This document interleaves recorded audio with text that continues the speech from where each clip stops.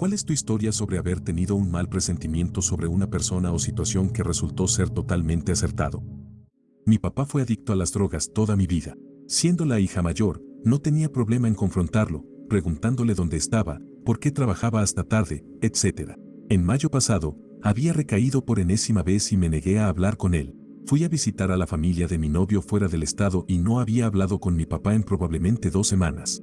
Esa noche de sábado, en otro estado, lejos de mi papá y del resto de mi familia, me senté de golpe en la cama, saliendo de un sueño profundo, y lo primero que me vino a la mente fue que mi papá se había ido. Desperté a mi novio y se lo dije, pero él dijo que probablemente solo había sido una pesadilla y que volviera a dormir. A la mañana siguiente, aún me sentía invadida por un temor que no podía explicar. Le dije a mi novio que quería regresar a casa temprano y él estuvo de acuerdo. Para ese momento, ya había intentado llamar a mi papá varias veces sin respuesta, lo cual era típico cuando recaía. Ni siquiera habíamos avanzado 45 minutos de las 4 horas de camino cuando recibí una llamada de mi mamá, quien tampoco lograba contactar a mi papá. Estaba muy angustiada, ya que él estaba fuera de la ciudad, trabajando en otro lugar. Yo seguí intentando contactarlo sin éxito.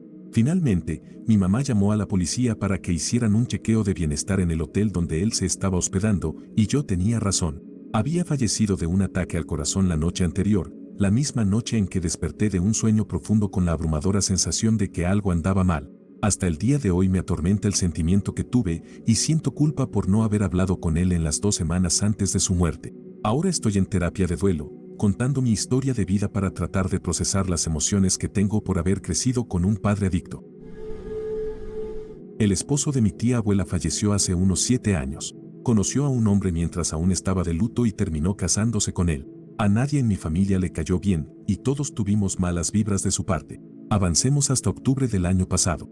Un día, mientras ella estaba en el trabajo, él empacó todas sus cosas y dejó una nota en la mesa que decía: "No soy feliz. Adiós", y se fue. Nos enteramos a través de un conocido que esta es la 4ª mujer viuda a la que le ha hecho esto. Se casa con ellas para vivir cómodamente un tiempo, y luego abandona el barco cuando se aburre o lo que sea. Un verdadero pedazo de basura humana. Durante la universidad, estudié en el extranjero y estaba en Dubrovnik, Croacia. Nos dijeron que era seguro caminar solos, después de haber estado en algunos lugares que no lo eran tanto. Así que un día salí con mis auriculares puestos, caminando por la ciudad y disfrutando de los lugares. Encontré una escalera que bajaba por el costado de un área tipo acantilado hacia el océano y decidí explorar. Bajé casi hasta el fondo y había un cartel en el suelo que decía privado. Miré hacia los escalones y vi a gente pescando, pero como parecía ser una zona privada, decidí simplemente sentarme en una gran roca y escribir en mi diario. Aquí es donde las cosas se pusieron inquietantes. Mientras estaba sentada allí, algunas personas pasaban, pero no muy frecuentemente, y no noté nada fuera de lo común. Luego, bajó un hombre y de inmediato me dio una mala sensación. Él siguió bajando por el siguiente tramo de escalones y salió de mi vista. Luego, como 5 minutos después, regresó y se sentó en la parte superior de los escalones, mirando al océano. Ahora estaba observándolo de reojo, porque me hacía sentir muy incómoda. Pasaron unos minutos, luego 10, luego 20, luego 30, y el hombre no se movía, excepto para mirarme de vez en cuando. Pensaba por dentro: ok, ¿cuántos escalones son? ¿Puedo subir más rápido que él? ¿Qué tan fuerte puedo gritar si se me acerca más? ¿A dónde iría cuando llegara arriba después de los 2 tramos de escaleras? Finalmente, ya habían pasado unos 45 minutos y el sol comenzaba a ponerse. Nadie había pasado en esos 45 minutos, pero sabía que había gente todavía abajo.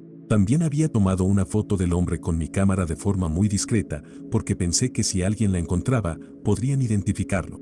Finalmente, recogí mis cosas y en el momento en que empecé a moverme para irme, él se animó y comenzó a observarme más atentamente por encima del hombro. Ahora estaba completamente aterrada. Definitivamente este tipo quería atraparme o algo.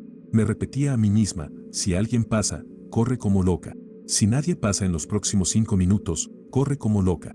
Finalmente, una mujer y su hijo pequeño subieron desde el área de pesca y cuando llegaron casi a la parte superior del primer tramo de escaleras, salí disparada. En el segundo en que me levanté, el hombre también lo hizo y comenzó a seguirme. Nunca había corrido tan rápido en mi vida. Podía sentirlo detrás de mí. Pasé a la mujer y subí corriendo el segundo tramo de escaleras. Llegué a la cima y corrí por la calle buscando algún lugar para esconderme o una tienda en la que pudiera entrar. El hombre todavía estaba detrás de mí, también corriendo, pero afortunadamente no estaba en buena forma. Corrí media cuadra y me encontré con un profesor y su esposa. Les rogué que caminaran conmigo. Para ese momento, estaba en puro pánico. Fue entonces cuando noté que el hombre, ahora en una motocicleta, estaba bajando lentamente por la calle, buscándome. El profesor y su esposa me acompañaron de regreso al barco en el que estábamos y pasamos por seguridad, solo para asegurarnos de que este tipo no intentara nada, porque literalmente nos siguió todo el camino de regreso. Hacía rondas, pasaba a nuestro lado, luego volvía a pasar lentamente. Fue aterrador. Solía ser vigilante de incendios, piensa en algo como el juego Firewatch, y pasaba mis veranos solo la mayor parte del tiempo. Caminaba y pescaba bastante, y una tarde, después de mi turno, bajé a un arroyo cercano. Estaba sentado en la orilla con mi línea en el agua cuando tuve la sensación de que quería estar en cualquier lugar excepto donde estaba. Fue realmente inquietante porque estaba completamente solo, probablemente la única persona en kilómetros. Así que empaqué mis cosas y me moví río abajo.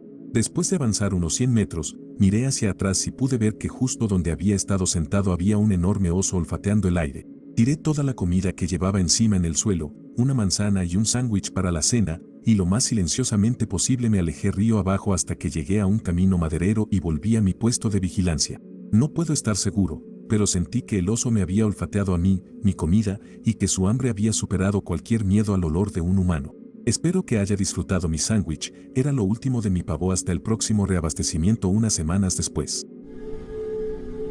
Mi experiencia tuvo un final feliz. Cuando estaba en la universidad y trabajaba como salvavidas, tuve una corazonada que terminó salvando la vida de un hombre. La piscina en la que trabajaba tenía 3 sillas de guardia y un guardia en la parte superior del tobogán. Yo estaba en la parte superior del tobogán cuando sucedió esto. Normalmente, el guardia que está allí se sienta en una silla y no presta mucha atención, excepto cuando hay una fila de niños esperando para deslizarse. Ese día estaba tranquilo, pero a mí me gustaba estar de pie y simplemente observar a la gente. Noté que un hombre entraba y se dirigía a los bancos cercanos al tobogán, y por alguna razón, tan pronto como entró, tuve el presentimiento de que algo no estaba bien con él.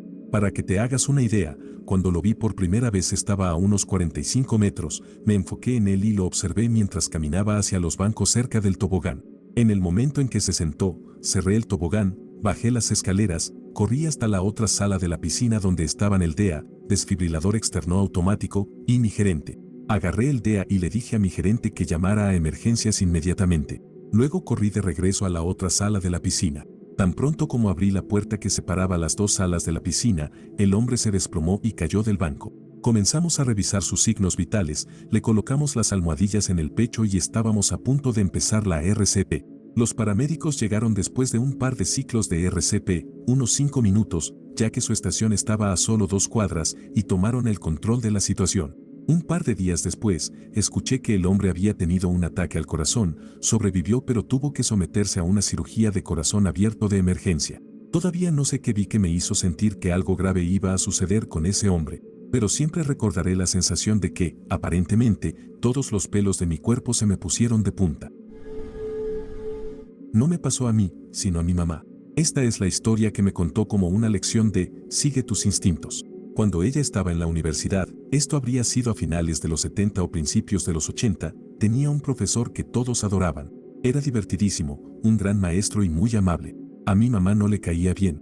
Lo describía diciendo que siempre sentía que era alguien intentando ser otra persona o que había alguien más detrás, moviendo los hilos como si fuera una marioneta. Le comentaba esto a sus amigos, pero, como dije, todos lo adoraban. Avanzamos unos 10 años, mi mamá ya había terminado la universidad, tenía una maestría y vivía en Nueva York. Un día está viendo las noticias y, ¿a quién ve? A ese mismo profesor. Resulta que era un violador en serie. Según cuenta, empezó a saltar en su apartamento diciendo, lo sabía, lo sabía. Esto quizá no encaje exactamente con la pregunta, pero pensé en compartirlo de todos modos. Tuve un sueño realmente extraño y vívido una noche en el que estaba en una habitación con un ataúd cerrado en el medio y había un crucifijo sobre él.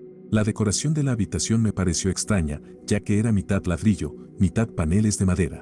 Además, nadie cercano a mí es religioso en lo más mínimo, así que cuando desperté, el sueño se me quedó grabado, me inquietó y me dejó con una sensación muy desagradable. 2 meses después estaba en la habitación exacta de mi sueño, hasta la posición del ataúd. Mi padrastro murió inesperadamente en el trabajo y a petición de su madre, que no es realmente practicante, mi mamá accedió a algunos de los arreglos del funeral y puso un crucifijo en la tapa de su ataúd. Una noche en la secundaria, en medio de una semana escolar, le rogué a mi mamá que me llevara a casa de mi abuela para pasar la noche. Normalmente pasaba los fines de semana con ellos, vivían a unos 20 minutos, lo suficiente para que fuera un inconveniente conducir hasta allí en la noche después de la cena y un día de trabajo. Ellos vinieron a recogerme. Esa noche, un incendio eléctrico comenzó en el enchufe junto a mi cama y quemó nuestra casa. Los bomberos dijeron que no habría sobrevivido si hubiera estado durmiendo en mi cama. Nuestro labrador despertó a mi mamá y la salvó. De alguna manera, mi gato y sus 7 gatitos lograron salir de mi habitación con la puerta cerrada, todos vivos. Todavía me asusta pensar en eso. Conocí al nuevo jefe de mi, ahora ex, esposa. Parecía completamente normal, un tipo joven, de buen aspecto. Algo en la forma en que me dio la mano y me sonrió me dio mala espina. Siempre soy una persona muy amigable y probablemente demasiado confiada, pero este tipo me dejó sintiéndome realmente incómodo. Resultó que usó su posición de poder para manipular a varias mujeres, al menos 7 que conocíamos, para obtener favores sexuales.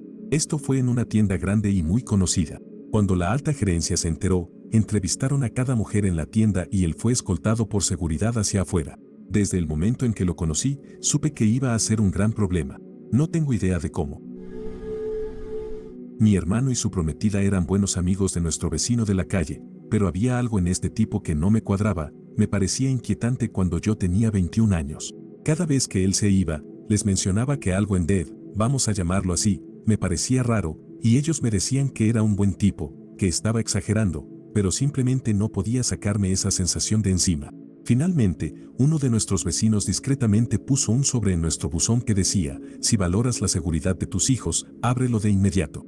Abrimos la carta y vimos una foto de él junto con un informe policial. Este tipo era un pervertido de niños y su hija fue una de sus víctimas. Yo solo grité, les dije que algo andaba mal con él. No he vuelto a ver al tipo desde entonces, y digo que mejor así. La próxima vez que mi instinto me dé una sensación así, a partir de ahora investigaré a esa persona. Cuando tenía unos 9 años, mi hermano pequeño y yo estábamos andando en bicicleta por nuestra calle. Él iba unas casas delante de mí, pero no me preocupaba porque lo veía perfectamente. De repente, sentí un horrible presentimiento, como un frío que me heló el estómago. Aún no sé qué fue lo que me alertó, pero le grité que se detuviera. Frenó de golpe y se detuvo tan bruscamente que su bicicleta se inclinó y se raspó la rodilla, pero si hubiera seguido, estaría muerto. Justo frente a él, una gran 4X4 salió volando de una entrada de autos oculta, había una cerca enorme, no se veía desde donde estábamos en la calle. Iba tan rápido que derrapó al girar hacia la calle y, al acelerar, podíamos oler el caucho quemado. Mi pequeño hermano de 6 años no habría tenido ninguna oportunidad. Mis padres se divorciaron cuando yo era adolescente y eso afectó mucho a mi mamá, además de una infancia difícil que había tenido. Por eso, aunque me frustro con algunas de sus decisiones, entiendo de dónde viene. Puede que no me guste ver los desastres y no pueda salvarla de sí misma, pero la entiendo. Así que, unos años después del divorcio, yo tenía unos 20 años y ella conoció a un tipo que la enamoró por completo. Después de salir por un corto tiempo, nos lo presentó a mi hermana y a mí. De inmediato, sentí que el tipo no me daba buena espina. Demasiado afectuoso, demasiado encantador y demasiado empeñado en conectar conmigo. Hablaba de lo bien que iba su negocio, de todos los viajes que hacía y de las celebridades con las que se relacionaba. Cuanto más hablaba, más se encendían mis alertas. Pero bueno, mi mamá es adulta y mientras ella le crea y confíe, confío en ella. Gran error. Con el tiempo, empiezo a notar que él no está en las festividades y que a veces se ausenta por negocios durante largos periodos. Mi mamá menciona el tema del matrimonio y yo le pregunto, ¿de dónde viene este tipo? ¿Dónde está su familia? ¿Por qué no está aquí? No tiene respuestas. Un día estoy viendo un programa sobre bígamos que tienen varias esposas en distintas ciudades y estafan en impuestos y seguros de vida. Le hago unas preguntas a mi mamá. Bingo, él le había hablado de todas esas cosas. Así que le pido a mi tío, que trabaja en seguros, que pregunte a mi mamá si puede investigar con un detective privado. Boom, múltiples identidades, una familia completa en Washington, D.C., nosotros vivimos en Texas. Confronto a mi mamá con esta información y está destrozada. Yo le digo al tipo que se largue. 2 de sus exes habían muerto en circunstancias accidentales y él tenía pólizas de seguro de vida sobre ellas. No estaba bajo investigación, pero yo sentía que era un depredador. Ojalá pudiera decir que esa fue la última lección aprendida de mi mamá.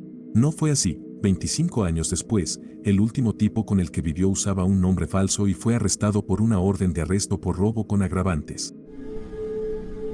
Soy gerente en una tienda de licores con bar en la misma ubicación en Florida, un tipo de bar de barrio. Un día durante la hora feliz recibí una llamada en el intercomunicador de la bartender pidiéndome ayuda para echar a dos mujeres que eran pareja y que estaban causando problemas y peleando entre ellas. Las echamos y les prohibimos la entrada por una semana. Desde el principio tuve un mal presentimiento sobre una de ellas. Durante algunas semanas, fue una rutina de lo mismo con estas dos, hasta que una de ellas lanzó un cenicero de vidrio a la bartender, acusándola de intentar robarle a su novia. Ahí fue cuando las echamos y les prohibimos la entrada de por vida. Resulta que unos años después, la mujer del cenicero estaba en todas las noticias nacionales. Era Ellen Wuornos, una asesina en serie. Casi me caigo del susto cuando lo vi. Mis manos han tocado a una persona así y la eché del bar varias veces. Había una chica en mi escuela secundaria que me daba malas vibras, siempre me pareció extraña. Era amable conmigo, así que no tenía razones para desagradarme, pero simplemente tenía una sensación muy rara sobre ella y sobre cómo hablaba, especialmente cuando se molestaba. Su amabilidad parecía muy falsa. La única vez que parecía tener una personalidad real era cuando estaba enojada por algo, novios, profesores de álgebra, el drama típico de la escuela secundaria. Yo era un poco cruel en la secundaria, así que pensé que quizás solo estaba siendo demasiado crítica o prejuiciosa. No la vi mucho después del primer año y en su mayoría me olvidé de ella. Pues bien, resulta que, un año después de graduarse, dio a luz en casa, desvivió al bebé y lo enterró en el patio trasero. La policía solo lo descubrió después de que el hospital local informó que había ingresado con una herida que solo podría haber sido causada por el parto. En la foto policial casi está sonriendo. Es escalofriante pensarlo. Recordar cómo se animaba cuando estaba enojada lo hace aún peor. Cuando era adolescente, era introvertido y me encantaba leer, tanto que literalmente pasaba horas en mi habitación leyendo. Una noche en particular, cuando tenía 16 años, llevaba unas 5 o 6 horas leyendo y disfrutando de mi novela cuando, de repente, sentí una sensación muy mala de que necesitaba ver cómo estaba mi papá o mi familia. Literalmente me sentía enfermo y no tenía idea de por qué, no se escuchaba nada raro abajo. Mi papá había estado sufriendo dolores por un nervio pinzado durante el último mes y necesitaba mucha atención, así que pensé en ir a ver cómo estaba. Bajé y encontré a mi mamá, mi hermana y nuestro perro sentados a los pies de mi papá, mientras él lloraba de dolor. Le rogué a mi mamá que llamara a una ambulancia, pero ambos se negaron. Finalmente, ella aceptó llevarlo al hospital. Resulta que una de sus arterias estaba bloqueada al 100% y si no hubiera entrado en cirugía de emergencia una hora después, probablemente habría muerto. A esa arteria la llaman la causante de viudas. Había estado teniendo mini infartos en las últimas semanas, pero ese fue el más grave. Comparado con muchos de estos relatos, el mío es bastante leve, pero encaja con la pregunta, así que ahí va. Hace unos años trabajaba a medio tiempo repartiendo pizzas para intentar pagar algunas deudas. Era como el tío genial para la mayoría de los chicos que trabajaban allí. Un día, un tipo nuevo empezó a trabajar y todos pensaban que era genial. Lo conocí, le di la mano y sentí algo raro, como una sensación de rechazo. Esa noche le dije al gerente que había algo raro en el chico nuevo y que tuviera cuidado. El gerente era 15 años menor que yo. Me desestimó y dijo que le diera una oportunidad. Pasaron dos cosas que me dieron la razón. La primera fue una noche en la que éramos los únicos dos repartidores. Había trabajado ambos trabajos 3 días seguidos, básicamente de 8 de la mañana a 1 de la mañana, 3 días consecutivos. Estaba tranquilo y el gerente dijo que uno de nosotros podía irse. Dije que me iría. El tipo nuevo, un imbécil, me rogó que me quedara, dijo que se sentía enfermo y que iba a vomitar. Me quedé. 10 minutos antes de cerrar, apareció con 2 amigos y quería que fuéramos a beber con ellos. La segunda cosa fue que, 2 semanas después, descubrí que lo habían despedido. Al parecer, estaba cambiando las propinas en los recibos de las tarjetas de crédito. Cambiaba cosas como un 1 por un 4, etc. Cometió el error de hacerlo con un cliente que pedía lo mismo y dejaba la misma propina todos los miércoles desde hacía 3 años. El tipo siempre revisaba sus transacciones en línea y vio la discrepancia. La empresa pudo revisar los registros y descubrió que, en 2 meses, el tipo había logrado robar más de 300 pesos de esa manera. Una vez, cuando tenía 14 años, estaba esperando recoger a mis primos en la parada de autobús de su escuela, en un barrio periférico de Baltimore. Vi a un grupo de adolescentes, tal vez 8 chicos y 3 chicas, caminando por la calle gritándose y comportándose de manera desordenada, y de inmediato supe que tenía que esconderme. Corrí hacia las puertas de una iglesia cercana, pero estaban cerradas, así que me escondí detrás de un arbusto. Pasaron sin problemas. Al día siguiente, llevé con nosotros al Doberman de mis primos, se llamaba Turbo, éramos mejores amigos, y me senté, sintiéndome segura, en el césped junto a la parada de autobús. Los adolescentes volvieron a pasar y me miraron. Se dieron codazos entre ellos y se acercaron. Le dije a Turbo que se quedara quieto, mientras él les ladraba. Entonces escuché que uno de ellos le decía a otro, ¿quieres jugar un juego con ella? El otro respondió, no, ¿ves ese perro? Y siguieron su camino. No tengo idea de qué le habría pasado a mi yo de 14 años, pero el segundo día subieron directamente por la entrada de la iglesia en lugar de seguir por la calle, así que el arbusto no habría sido un buen escondite esa vez. Me alegra haber tenido al perro. Además, mis primos estaban felices de verlo, es un buen chico. Con mi segundo bebé tuve que tener una cesárea debido a algunos problemas médicos y porque también la tuve con mi primer bebé. Durante los días previos a la fecha programada para la cesárea, mi ansiedad no dejaba de aumentar. Intenté calmarme y decirme que era solo ansiedad normal. Razoné que estaba estresada porque ya tenía un niño pequeño y estaba a punto de tener un nuevo bebé, estaba preocupada por el dinero, y así seguía, dándome todas las razones posibles para justificar mi preocupación. Pero cuando llegó el día, estaba en pleno modo de ataque de pánico. Le dije a mi esposo que sabía que algo malo iba a pasar y tenía una sensación abrumadora de que uno de nosotros, el bebé o yo, no saldría del quirófano. Esa mañana me senté y escribí mensajes para todos mis familiares diciéndoles cuánto los amaba y dándoles indicaciones por si no regresaba a casa.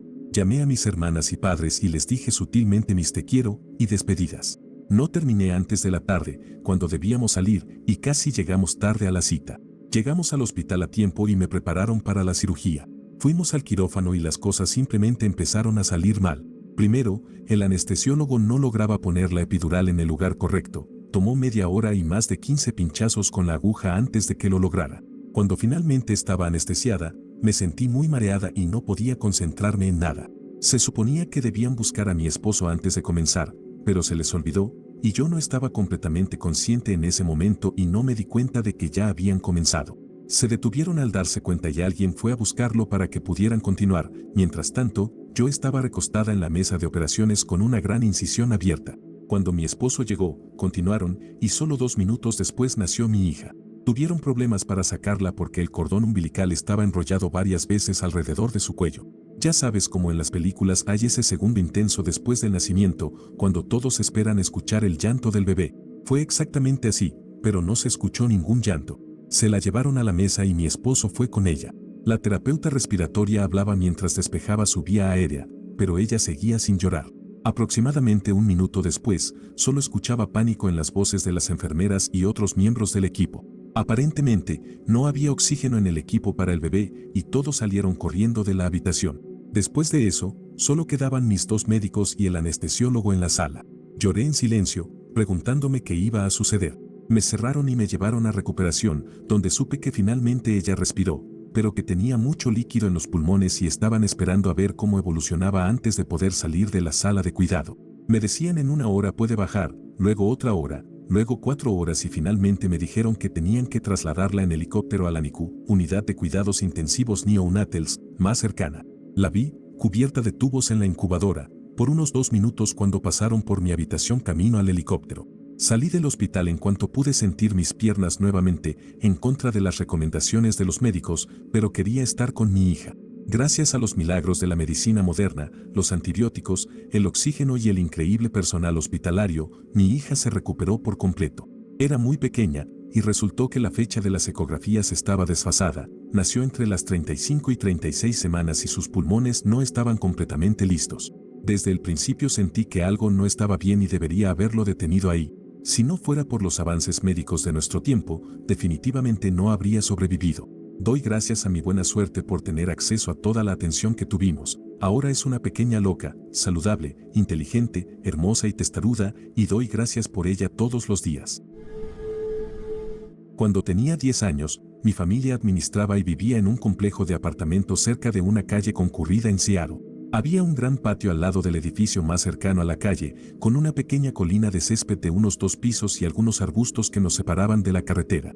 Mis amigos y yo siempre jugábamos de ese lado del edificio porque el campo era más largo que el otro lado y era más fácil correr y jugar a cosas como fútbol, soccer o atrapadas. Una típica mañana de fin de semana, mis amigos tocan mi puerta para jugar. Antes de salir, mi mamá me dice de manera ominosa algo como, Quiero que ustedes jueguen del otro lado del edificio hoy. Como era un niño, protesté, pero su decisión era definitiva. No tuve otra opción que obedecer. Un par de horas después, escuchamos un fuerte chirrido seguido de un choque. Corrimos al otro lado del edificio. Un joven había perdido el control del auto, bajado por la colina y se había estrellado directamente en el patio. Su auto había dado varias vueltas. Literalmente fue en el exacto lugar donde habíamos jugado durante años. El auto incluso destruyó nuestras porterías de fútbol que estaban bajo un árbol cerca del borde del patio. Hasta el día de hoy, no tengo idea de cómo mi mamá supo que eso sucedería y nunca lo he mencionado. Ella siempre ha tenido algún tipo de intuición inusual para situaciones peligrosas y estoy agradecido de estar vivo hoy. Después de que su hijo menor se mudó, mi suegra y suegro decidieron combatir el síndrome del nido vacío acogiendo a un estudiante de intercambio de Alemania que estaba estudiando en el colegio local aquí en Estados Unidos. Se encariñaron mucho con ella y a menudo la llamaban nuestra hija alemana cuando hablaban con otros. Ella terminó viviendo con ellos durante 2 años antes de regresar a Alemania, pero continuaba visitándolos y mi suegro la veía en sus frecuentes viajes de negocios al extranjero. Unos años después, el hijo menor tiene una boda, así que viajamos hasta allá, vivimos a varios estados de distancia, y no nos recogen mi suegra y cuñada en el aeropuerto, sino mi suegro y la hija alemana. De inmediato sentí una vibra de gran intimidad entre ellos, como una especie de resplandor posterior, y pensé, santo cielo, están teniendo una relación sentimental. Me acerqué suavemente a mi esposo con la idea, y él se burló, diciendo que veía drama donde no lo había. Todo el tiempo que estuvimos allí, vi muchas señales que confirmaban mi sospecha inicial, pero no dije nada porque, evidentemente, la mera idea molestaba mucho a mi esposo. Un poco más de un año después, mi suegro se va a Alemania por negocios y llama a mi suegra para decirle que ha tenido una aventura con la hija alemana desde que ella se mudó con ellos en la universidad y que está pensando en divorciarse y comenzar una nueva vida en Alemania. No estoy completamente segura de lo que pasó, pero eventualmente regresó, mi suegra lo aceptó de vuelta y se quedaron juntos hasta que él murió de cáncer unos 15 años después. Nunca lo perdoné por lo que le hizo a su familia, y durante esos 15 años después de que todo salió a la luz, me limité a ser cordialmente distante con él. Los amigos de mi hermano solían venir mucho, y normalmente una de ellas traía a su novio del momento. El verano pasado, cuando vinieron a mi casa a pasar el rato, de inmediato sentí que algo no estaba bien con el novio. Al principio, solo eran pequeñas cosas que me ponían ansiosa sobre él, como la forma en que decía ciertas cosas o cómo me miraba fijamente. En algún momento durante todo esto, salimos juntos a hacer algo. Estaba vestida más arreglada de lo habitual y, mientras estábamos en el coche, recibí un mensaje en mi cuenta de Snapchat. Cuando lo abrí, vi que era el novio quien me había escrito. Hizo comentarios sobre lo linda que me veía y cómo parecía muy madura para mi edad. Todo esto encendió mis alarmas, pero no dije nada. Más tarde, después de lo del mensaje, seguía sintiendo que me miraba de una manera incómoda. Resultó que él estaba registrado como delincuente sexual y había entrado en la lista por estar con una chica que aún no era mayor, aunque él afirmaba que ella nunca le dijo que era tan joven. Mis padres se hicieron amigos de un tipo de su iglesia que era un par de años mayor que yo tenía 23 cuando sucedió esto. Sabía quién era, pero no lo conocía realmente. Vivimos en un pueblo pequeño, así que la gente se conoce entre sí. Bueno, lo invitaron a cenar una noche y él trajo a su novia embarazada, y todos cenamos juntos. Mi papá dio su testimonio y luego el tipo también compartió el suyo. Yo no soy religioso, así que me quedé allí en silencio esperando a que toda esa cosa terminara para poder irme a hacer otra cosa. Su novia era súper amable y muy atractiva, y me pareció raro que estuviera con él porque había algo raro. No lograba identificar qué era exactamente, solo que el tipo no me gustaba. Terminamos de cenar, me retiré a mi cuarto, y ellos se quedaron en la sala con mis padres un par de horas antes de irse. Pasaron unos días y no pensé más en el tipo, hasta que un día aparece por la tarde, cuando casualmente estaba en casa y mis padres estaban trabajando, diciendo que necesitaba desesperadamente hablar con mi papá sobre algo. Le dije que volviera más tarde, pero no apareció. La vida volvió a la normalidad, yo estaba ocupado con muchas cosas, así que básicamente me olvidé del tipo. Luego, un día vuelve y apenas cruza la puerta después de que mi papá lo invita a pasar, y empieza a pedirle dinero. Dijo que estaba pasando por muchas dificultades, que su novia embarazada no podía trabajar, que era muy difícil mantenerla, etc. Afortunadamente, mi papá no cedió y en su lugar le dijo que lo discutiría con mi mamá. Por supuesto, cuando lo hizo, mi mamá se negó rotundamente, ya que nunca hemos sido de prestar dinero a nadie y ciertamente no íbamos a empezar con este tipo. Por suerte, él ya no volvió a la casa, pero escuchaba de vez en cuando a mis padres mencionar que interactuaban con él en la iglesia, hasta que un día me entero de que la chica finalmente tuvo al bebé. Estaban bien y de repente dejé de oír hablar de él hasta unos meses después, cuando supe que él la atacó brutalmente y luego se quitó la vida. Afortunadamente, no le pasó nada al bebé y ella terminó estando bien. Después de la muerte de él, salió a la luz que había estafado a muchas personas de la iglesia, pidiéndoles dinero por varias razones, así que era un mentiroso, un ladrón y un abusador, y mis padres y yo habíamos compartido la mesa con él, y mis padres habían intentado ser sus amigos. Sabía que algo andaba mal esa noche, simplemente no pude identificar qué. Desde entonces, cada vez que tengo una vibra sobre alguien, confío en mi instinto y mantengo mi distancia. Contexto: soy profesora de canto autónoma y doy clases desde mi casa. Recientemente, estuve en contacto con un hombre interesado en reservar una clase. En los mensajes de texto parecía un poco raro, usaba muchos emojis de guiño y decía cosas extrañas, pero asumí que sería más normal en persona y reservé una fecha para una clase con él. Unas semanas después, volvió a enviarme mensajes preguntando si podía darle clases de piano al mismo tiempo, luego me reprochó por no enseñar en un estudio y, finalmente, insistió en que no hubiera nadie más en la casa durante la clase. En ese momento, tuve un muy mal presentimiento, así que cancelé la reserva, de forma profesional. Él reaccionó de forma totalmente desproporcionada y empezó a despotricar sobre cómo la sociedad lo había fallado, me llamó perra y me dijo que ojalá me diera cáncer, etc. Fue totalmente extraño, pasó de 0 a 100 en un segundo y me asustó un poco. Pero aprendí la lección, confía en tu instinto. Me alegra que no haya llegado a entrar en mi casa para una clase. Mi madre, que tenía unos 9 a 10 años en ese momento, estaba cenando con su familia cuando alguien llamó a la puerta.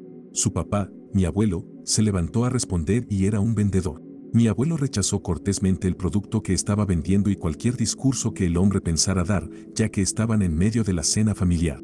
El vendedor fue muy agresivo al intentar continuar hablando e incluso trató de invitarse a sí mismo a entrar en su casa.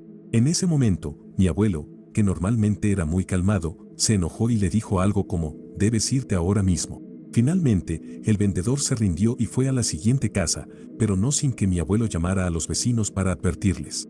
La joven vecina respondió el teléfono y le dijo que estaba sola en casa, así que mi abuelo le dijo que no abriera la puerta bajo ninguna circunstancia. Unos meses después, resulta que el vendedor era en realidad un abusador en serie, que se hacía pasar por vendedor para atacar a jóvenes que estuvieran solas en casa. En resumen, es muy probable que mi abuelo haya salvado la vida de su vecina. Siempre me recuerda que debo confiar en mi instinto cuando tengo un mal presentimiento. Di a luz en noviembre a una niña con un trastorno neurológico muy raro. Apenas se movía en el útero, pero cuando se lo mencioné a mis doctores, todos me decían que cada embarazo y cada bebé son diferentes, etc. Tengo un hijo sano. Así que intenté calmar mis preocupaciones. Tuvimos un embarazo completamente normal y pruebas totalmente normales. Ninguna señal de problema. Luego nació. En el segundo en que abrió los ojos por primera vez, sentí un horrible presentimiento. No había vida en sus ojos. Aún estábamos en la sala de partos. Tomaron algunas fotos y en todas aparezco con una expresión cautelosa y asustada. Hubo problemas inmediatos. No podía succionar, no tenía reflejos, etc. Traté de reprimir mis preocupaciones. Nació unas semanas antes de tiempo. Todos decían, dale el biberón y estará mejor cuando se acerque más a su fecha de parto. Cada enfermera, cada doctor, cada consultor de lactancia, nos dieron de alta con un bebé sano. Pero no una semana después, estábamos de vuelta en la unidad neonatal de cuidados intensivos porque seguía letárgica. No estaba comiendo. Resulta que básicamente había estado sin actividad cerebral todo el tiempo. No quería saberlo, pero lo sabía. Lo supe en el momento en que la miré a los ojos. El diagnóstico fue síndrome de Ohtahara, una epilepsia catastrófica y fatal en la infancia. Estoy sin antecedentes familiares de convulsiones. Una sorpresa total desde el punto de vista médico. La llevamos a casa desde la unidad de cuidados intensivos y lamentablemente no sobrevivió. Mi papá acababa de pasar una semana en el hospital recuperándose de una cirugía de bypass cuádruple y había progresado muy bien con la rehabilitación, ya podía caminar sin problemas. Así que el hospital decidió enviarlo a casa un día antes de lo previsto. Había estado visitándolo 2 veces al día, y el último día, una de las enfermeras que lo cuidaba comentó que estaba un poco preocupada porque él había estado tan bien. Esto encendió todas las alarmas en mi cabeza y me puse realmente ansioso. Cualquier vez que he escuchado una frase como esa, trabajo como enfermero psiquiátrico, suele significar que algo va a salir mal. No dije nada, pero fui a casa y le comenté a mi esposa. Ella pensó que estaba exagerando y que él estaría bien. Me resultó difícil dormir esa noche, con esa sensación de inquietud. Algo simplemente no se sentía bien. A la tarde siguiente, fue recogido por su pareja y su amiga, quien también es enfermera, para llevarlo a casa, aproximadamente a 2 horas de distancia. Se detuvieron para almorzar en un lugar donde mi papá no había estado en años, debido a un acuerdo de hace 20 años con su mejor amigo. Se sentó para almorzar y se desplomó en el suelo, no podía respirar y sudaba profusamente. Afortunadamente, 2 ex enfermeras cardíacas estaban almorzando allí, reconocieron que su pecho se estaba llenando de sangre por un injerto suelto de la cirugía de bypass, y lograron pedir ayuda y mantenerlo vivo hasta que llegó la ambulancia. Fue transferido a un hospital a mitad del viaje por si no lograba llegar, pero afortunadamente lo hizo. Cuando llegó al hospital donde había tenido la cirugía originalmente, tenían un injerto adicional guardado para reparar el que se había soltado, debía haber sido destruido el día anterior según el protocolo. Pasó nuevamente por cirugía y fue un éxito total. Pasó semanas de dolor mientras se recuperaba, como es normal, lo cual, en este caso, fue tranquilizador. No es tan intenso como el resto de estas historias, pero bueno, una noche, en lo que creo que fue 7º grado, estaba teniendo problemas para dormir. Estuve despierto durante horas sin poder relajarme, realmente asustado. Le dije a mi mamá, ella me convenció de que me fuera a la cama. Me acosté, me dormí con uno de mis cuchillos debajo de la almohada, y a la mañana siguiente subí y encontré a mi mamá en la computadora revisando las noticias.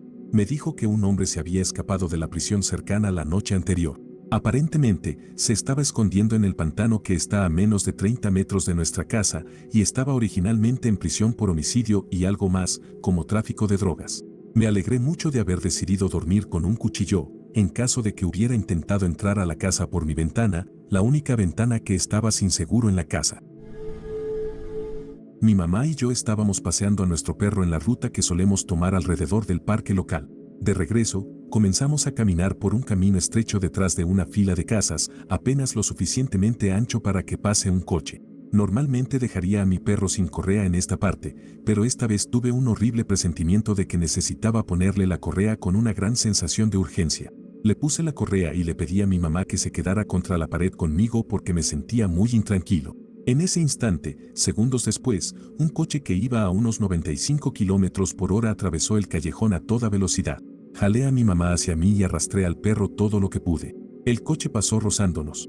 Si no hubiera tenido ese presentimiento, estoy seguro de que nos habría atropellado y que mi perro habría muerto. Ahora evitamos ese callejón. Estaba en una canoa con mis padrinos un verano, tendría unos 9 o 10 años. Miré hacia atrás, alrededor de mi padrino que remaba en la parte trasera del bote, y vi algo flotando en el agua. De repente, tuve la sensación de que era algo importante y les dije que teníamos que regresar para ver qué era. Ambos, en cada extremo de la canoa, miraron hacia atrás, no vieron nada, y me dijeron que lo dejara pasar, que solo era un trozo de madera flotando y que no valía la pena. Después de pasar un buen par de minutos en pánico, insistiendo en que volviéramos, finalmente cedieron y dieron la vuelta al bote. Cuando nos acercamos al objeto flotante, mi madrina dice, nombre de mi padrino, no vas a creer esto, y saca la billetera de mi padrino. Resulta que se le había caído del bolsillo al agua. Encontramos su identificación y algo de dinero flotando junto a la billetera. Ni siquiera recordaba haberla llevado con él y hasta el día de hoy me sigue agradeciendo. Hace aproximadamente un año tuve una pesadilla. Soñé que algo malo le había pasado a mi abuelo. Mi abuelo fue como un padre para mí mientras crecía. Pasaba mucho tiempo en casa de mis abuelos. Nunca tengo pesadillas, así que me desperté. Recuerdo que eran las 3 de la mañana. Le conté a mi novia sobre la pesadilla y me volví a dormir, aunque no descansé bien. Me desperté temprano y vi un mensaje de mi mamá. Mi abuelo estaba en el hospital con el hombro roto. Llamé a mi abuela para preguntar cómo estaba mi abuelo y le conté sobre mi sueño. Por curiosidad, le pregunté si sabía la hora en la que mi abuelo se había caído. Me dijo que se cayó cuando se levantó de la cama para ir al baño, cerca de las 3 de la mañana. Esto, de lejos, es lo más extraño que me ha pasado. Mis abuelos viven a unos 500 km de distancia. No soy una persona religiosa, pero esto fue demasiado raro para ser solo una coincidencia. Aún no sé qué pensar de todo esto. Cuando era una niña, estaba jugando en el patio con un bikini. Recuerdo que sacaba mucho la barriga porque me parecía divertido poder verla en el traje de baño. Un pariente adulto estaba de visita y recuerdo sentir que alguien me estaba mirando. Me di la vuelta y noté que él me estaba observando. Sentí miedo, metí la barriga y empecé a buscar a mi mamá. Él dijo, Oh, tienes una pancita tan linda, y solo recuerdo sentir un pánico absoluto, de una forma que nunca había sentido antes. Nunca se lo conté a mi mamá, pero mientras crecía, ese familiar solía invitar a algunos de los niños a su casa para pasar la noche con su hijo adoptivo, pero mi madre nunca me permitía ir. Siempre le decía que tenía alguna actividad temprano por la mañana o que había estado despierta hasta tarde la noche anterior y necesitaba dormir. Tampoco olvidé esa sensación de pánico y nunca permití estar a solas con él. Si él entraba en una habitación en la que yo estaba, inventaba una excusa para salir y me pegaba a mi madre. Como probablemente puedas adivinar, ese hombre fue acusado de cargos federales por posesión de material inapropiado de niños. Mi mamá y yo hablamos sobre esto más adelante, y ella me dijo que nunca tuvo razones concretas para no confiar en él, pero que simplemente se sintió obligada a escuchar su intuición en este caso. Sinceramente, esa fue una de las lecciones más importantes que me enseñó. A veces, tu instinto capta cosas que tu mente consciente no percibe, pero esas señales están ahí por una razón. También una vez mi mamá me llamó al celular segundos después de que choqué mi auto, a kilómetros de distancia de ella, porque tuvo una fuerte alucinación auditiva en la que escuchó que yo gritaba, «Mamá, ella es una bruja». Cuando tenía 16 años, estaba saliendo con un chico y éramos muy cercanos a su hermano y su novia. El hermano vivía con su mamá y su padrastro, mientras nosotros teníamos nuestro propio lugar. Un día noté que se veía muy delgado e hice una broma sobre que debería comer más. Él solo se rió, nadie pensó nada de eso. Luego, mi novio recibe una llamada de su mamá diciendo que había reservado unas vacaciones de una semana para ella y el padrastro, que serían en unas semanas. Él me lo cuenta y, por alguna razón desconocida, grité, no pueden dejar a su hermano, solo porque va a quitarse la vida. No sé por qué lo dije, simplemente sentí un nudo en el estómago y sentí que tenía que decirlo. Obviamente, mi novio se rió y me dijo que estaba siendo ridícula, pero yo sentía que no era una tontería. Mi instinto me decía que tenía que ayudarlo. Después de unos días de mencionárselo a mi novio, él le preguntó a su hermano si estaba bien y el hermano dijo que sí. Empecé a pensar que tal vez estaba loca por sentirme así. Entonces le dije a mi novio que íbamos a irnos a quedar en casa de sus padres con su hermano durante esa semana. Así que lo hicimos. La primera noche, el hermano estaba muy callado, sentado en el sillón escribiendo en un cuaderno grande. Cuando le preguntamos sobre lo que escribía, solo hizo una broma. Algo dentro de mí no se sentía bien. La noche siguiente, mi novio me pidió que me quedara en casa para que él pudiera pasar un rato solo con su hermano. No me sentí bien con eso, pero acepté. Al día siguiente, me levanté y fui al trabajo, pero toda la mañana me sentí mal, sentía que algo no estaba bien. Simplemente no podía quitármelo de encima. Cuando hablé con mi novio después del trabajo, me dijo, no lo encuentro por ninguna parte. Su teléfono está en la mesa, pero él no está.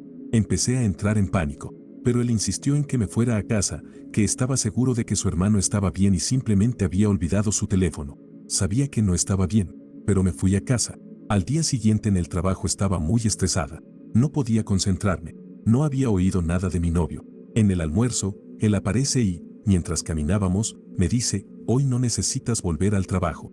Mi padrastro ya habló con tu jefe. Estoy pensando qué está diciendo. Caminamos hasta la casa de sus padres, que estaba a unos 5 minutos de donde trabajaba, y veo el auto de sus padres ahí. Qué raro, pensé. Nos sentamos afuera, y él me dice que tiene que decirme algo. Supe de inmediato lo que estaba a punto de contarme. Su hermano había logrado quitarse la vida. La nota que estaba escribiendo la primera noche que me quedé era una carta de despedida. Estaba con una amiga en su auto, y ella iba a toda velocidad por las colinas detrás de las montañas donde vive. Estaba bien con que hiciera eso, pero cuando nos acercamos a bajar una colina empinada que terminaba en una curva cerrada y subía otra colina empinada, tuve una sensación abrumadora de que había alguien en el camino, más allá de la curva. Le dije, frena, frena, hay alguien en la carretera después de la curva, y justo cuando frenó en la curva, había un enorme canguro parado a unos 30 centímetros dentro de nuestro carril en la carretera. Lo habríamos golpeado y matado con seguridad y habría hecho un desastre en su pequeño auto. Mi amiga solo me miró y dijo, ¿cómo demonios sabías eso? Le dije que solo fue un presentimiento. Estaba a punto de irme a trabajar al extranjero por 2 meses. Tenía una fuerte sensación de que no debía irme y de que esa era el fin de mi vida tal como la conocía, aunque no había nada que sugiriera eso. Todos me dijeron que eran solo los nervios normales por estar fuera tanto tiempo, pero no podía sacudirme esa sensación. Los primeros días estuve desanimado y no disfruté las primeras semanas allí por eso. Pasaron los 2 meses, todo estaba bien tanto donde estaba como en casa. Literalmente estaba sentado en la puerta de embarque esperando mi vuelo de regreso cuando recibo un mensaje de mi hermana diciendo que nuestra mamá tenía leucemia y que no se esperaba que sobreviviera. Había tenido cáncer de mama 2 años antes, pero estaba en remisión y había hablado con ella una semana antes y parecía estar bien. Para cuando llegué a casa, ya había fallecido. Siempre he tenido buen instinto para evitar situaciones terribles o tal vez un ángel guardián me cuidaba cuando era más joven, porque me libré de unas cuantas malas. Tomé muchas decisiones estúpidas en mi juventud, sobre todo relacionadas con malas compañías, drogas y alcohol, y por suerte he dejado muy atrás esa parte de mi vida. Antes de dejar las fiestas, tuve algunos momentos bastante cercanos al peligro. El incidente más grande en el que mi instinto me salvó fue un poco extraño, y aún creo que hubo alguna sensación psíquica involucrada. Una de las cosas más estúpidas e imprudentes, no puedo enfatizar esto lo suficiente, que solía hacer con mis amigos era conducir por la ciudad bebiendo, especialmente alrededor de un lago rodeado de zonas boscosas. Una noche soñé que estaba en el coche con los 2 amigos con los que solía hacer esto, y estábamos dando vueltas alrededor del lago como siempre. Al tomar una curva, había un ciervo en la carretera. El amigo que conducía intentó esquivarlo, calculó mal la distancia y terminó conduciéndonos por la ladera, chocando contra un árbol. Me desperté al instante con el corazón latiendo a toda velocidad. La mayoría de mis sueños desaparecen de mi memoria a medida que avanza el día, pero este se quedó conmigo y me dejó en una especie de estado raro todo el día. Hablé con mi compañero de cuarto sobre esto, quien también aparecía en el sueño y solía ir en estos paseos. Y decidimos dejar de hacer esos paseos porque hablar sobre el tema nos hizo reconocer lo peligroso que era lo que estábamos haciendo. Más tarde esa noche, el amigo que normalmente conducía nos llamó y nos preguntó si queríamos salir, y le dijimos que habíamos decidido quedarnos esa noche. Dijo ok y colgó. No supimos de él durante unos 2 meses. Pensamos que estaba molesto por no haber salido con él, y no nos importaba mucho de todas formas, ya que no queríamos seguir conduciendo así. Un día, mi compañero de cuarto recibe una llamada de él y le explicó por qué no se había puesto en contacto. Aparentemente, había decidido salir a beber solo esa noche, a pesar de que no fuimos con él. Dijo que estaba conduciendo por nuestra ruta habitual alrededor del lago cuando, de repente, una manada de ciervos apareció de la nada. Lo sorprendió, hizo un giro brusco y terminó chocando contra un árbol. El accidente lo dejó con heridas leves, su auto quedó destrozado y perdió su licencia, o se la suspendieron temporalmente, no lo recuerdo bien, debido a que estaba conduciendo ebrio. Después de explicar esto, mi compañero de cuarto, conmocionado, me contó lo que dijo. Le mencionó a nuestro amigo el sueño que tuve esa noche, y todos nos quedamos impactados con todo. A partir de entonces, me juré a mí mismo que nunca volvería a subirme a un coche con un conductor en ese estado y que siempre escucharía mis instintos y mis sueños. Esta chica que era solo amiga de mi novio en ese entonces. Desde el principio, mi intuición me decía que algo estaba pasando, y sinceramente creo que al principio mi novio solo la veía como una amiga. Sin embargo, esa ingenuidad se volvió agotadora cuando ella confirmó sus sentimientos por él, literalmente le envió un mensaje diciendo me gustas más que como un amigo. Sé que tienes novia, pero, ¿tú sientes lo mismo? Y él insistía en que no estaba pasando nada. Ella intentaba constantemente apartarme de las conversaciones, lo invitaba a ver películas y me lanzaba miradas asesinas cuando él preguntaba si podía unirme, le enviaba mensajes todo el tiempo, él me ignoraba y le respondía a ella.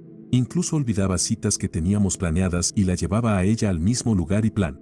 No era nada lujoso, pero era algo personal para nosotros. Íbamos juntos a una cafetería local, siempre nos sentábamos en los mismos asientos y pasábamos el rato allí. Una vez le dije que lo vería allí en la tarde y debe haberlo olvidado, porque cuando llegué ya estaba allí, con ella, en nuestros asientos.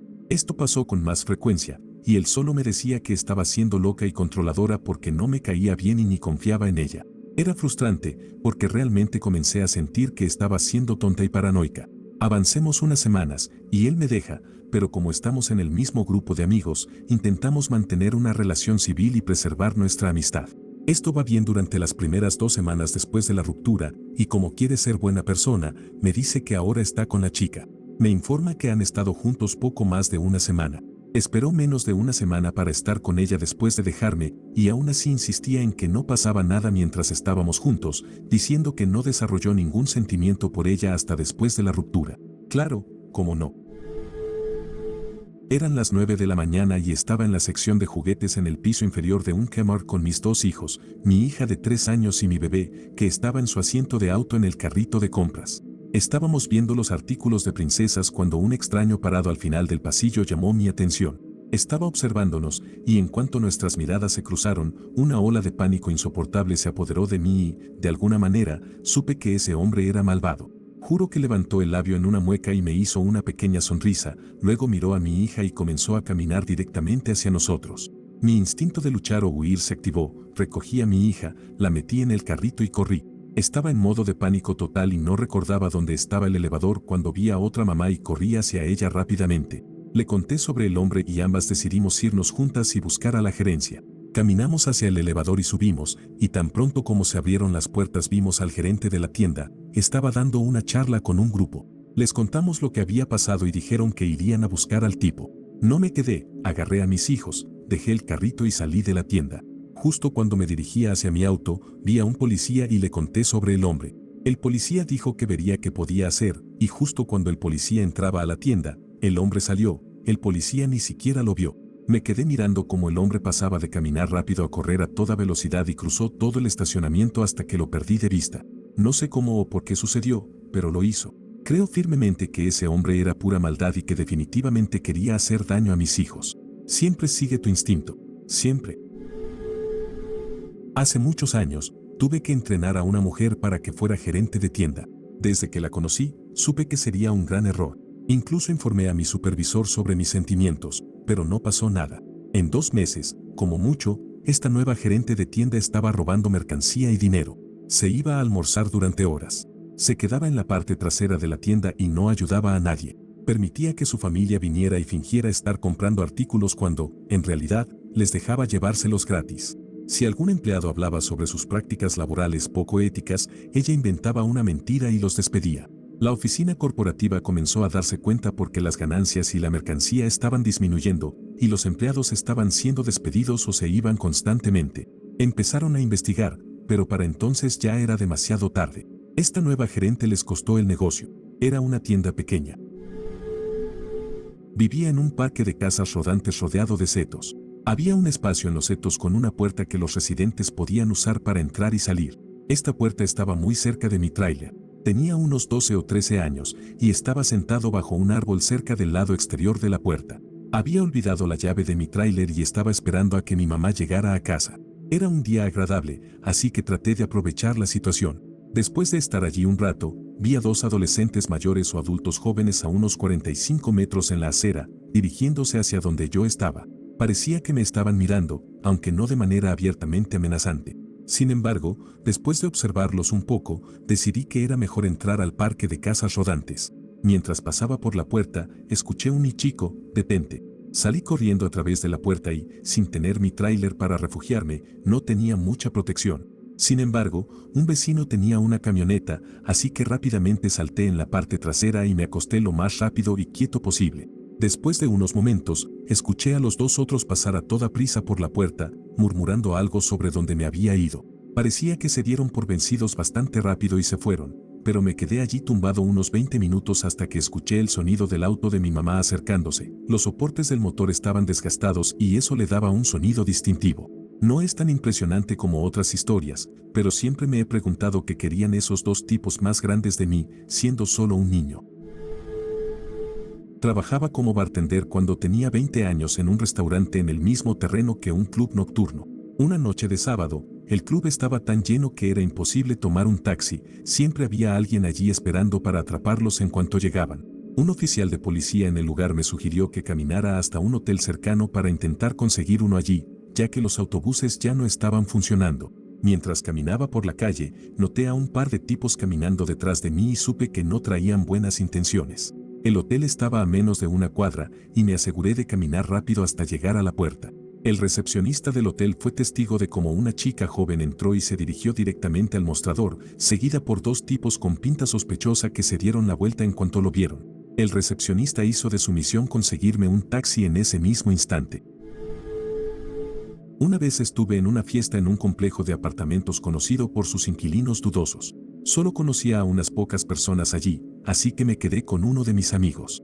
A mitad de la fiesta, llegó una chica, a la que llamaré Sally, que había conocido unos meses atrás en un trabajo, con 2 tipos que parecían realmente sospechosos, vendiendo drogas, dándole muchísimo whisky a esta chica que era demasiado joven y nadie sabía realmente quién los había invitado. Para las 11 de la noche, Sally estaba totalmente fuera de control. Mi amigo y yo salimos a comprar cerveza y volvimos una hora después.